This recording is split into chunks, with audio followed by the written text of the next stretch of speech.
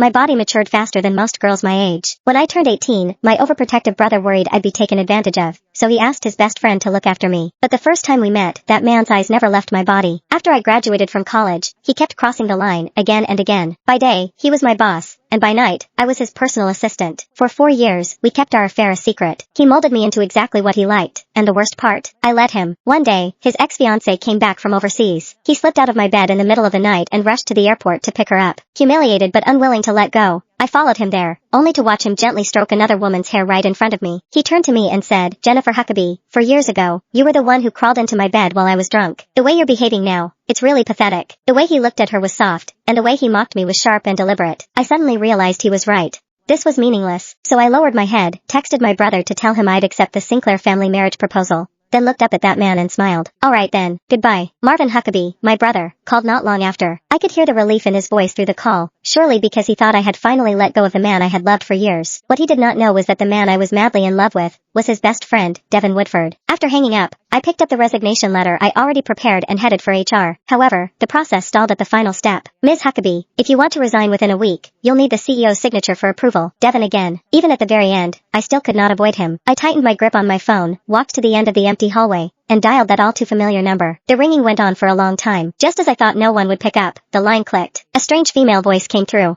"Hello? Looking for Devin? He's in the shower." In the shower. Those 3 words stabbed my chest like 1,000 poison needles. Nonetheless, my voice stayed calm, almost unnaturally so. "No need, thank you." Before she could say anything else, I hung up. The screen went dark, reflecting my pale face. Less than 2 minutes later, my phone buzzed violently again. I stared at Devin's name on the screen for several seconds before answering. "Did you need something?" His tone was businesslike, cold and detached. Just last night, this same man had been on top of me, whispering my name intimately over and over again. My fingers whitened around the resignation letter. "Mr. Woodford, there's a document that needs your signature before the process can go through." He gave a low hum of acknowledgement, then added, almost as an afterthought, "Oh, right. Stop by later and pack up the rest of your stuff. She's moving in. The apartment in the western suburbs is empty. You can stay there. I promised Marvin I'd take care of you." For years ago, he pulled me into his bed while drunk, tossing me the charity of being his bedmate. For years later, under the excuse of loyalty to his best friend, he was offering me a place to live. His carefully considerate gestures were so absurd, they almost made me laugh. "That won't be necessary, Mr. Woodford," I said, forcing a smile. "I'm an adult. I can take care of myself." Once he signed the resignation form and I finished my last handover, the ridiculous 4 years between us would finally come to an end. Me? I was getting married.